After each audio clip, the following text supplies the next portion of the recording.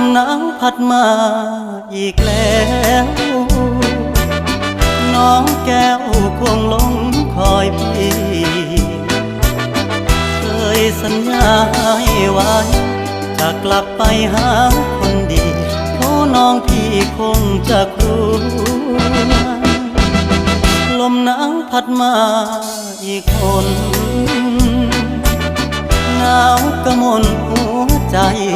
ปวดยามหนาวมาห่างน้องเจ้าคงมองและรำครวญลมหนาวจะหวนกลับไปฟ้าเอ่ยโปรดเห็น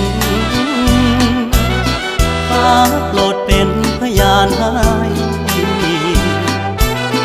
ความรักยังไม่คลอนนิรันดร